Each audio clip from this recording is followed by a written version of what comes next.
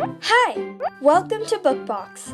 Don't forget to subscribe and tap the bell icon to get our latest videos.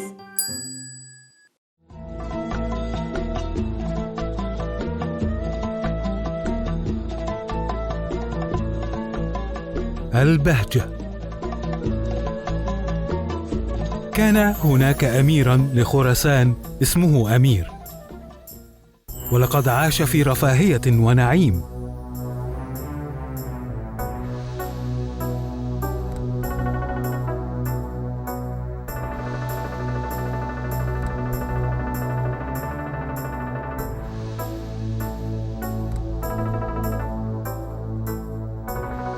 وعندما خرج إلى الحرب حمل 300 من الجمال الأواني والمقالي والأطباق من أجل مطبخه.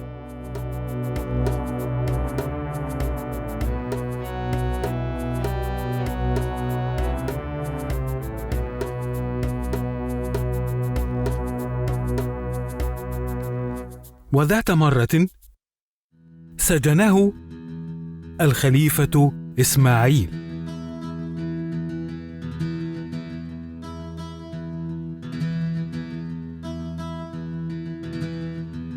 غير أن المصيبة لم تمنع الرجل من الجوع.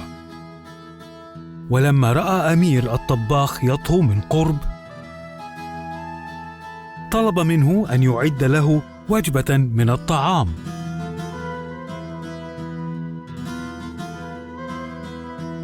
لكن الطباخ لم يكن عنده إلا قطعة من اللحم، فوضعها في إناء على النار،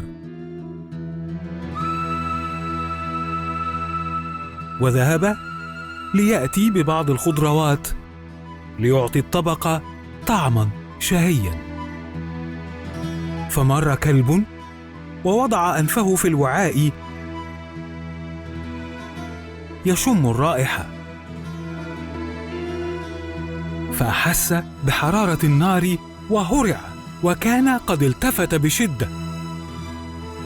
عندما كان رأسه داخل الوعاء فعلق الوعاء برأسه وفر مذعورا، والوعاء على رأسه ولا يستطيع التخلص منه.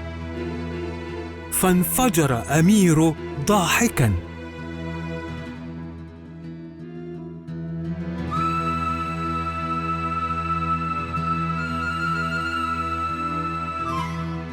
وسأله الحارس: لماذا تضحك وأنت في هذه الهموم التي تدعو إلى الحزن؟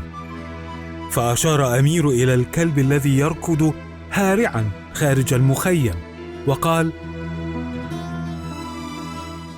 أضحك من أننا استغرقنا هذا الصباح لينقل 300 من الإبل مطبخي، والآن يكفي كلب واحد ليأخذه بعيدا.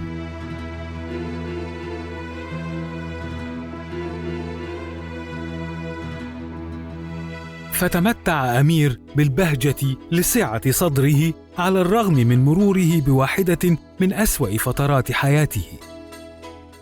لذا يجب أن نقر له بالفضل على رحابة صدره، فقد كان قادرا على الدعابة بالرغم من وجوده في صعوبة وضائقة خطيرة. أليس من الممكن أن نبتسم على الأقل عندما نواجه الهموم؟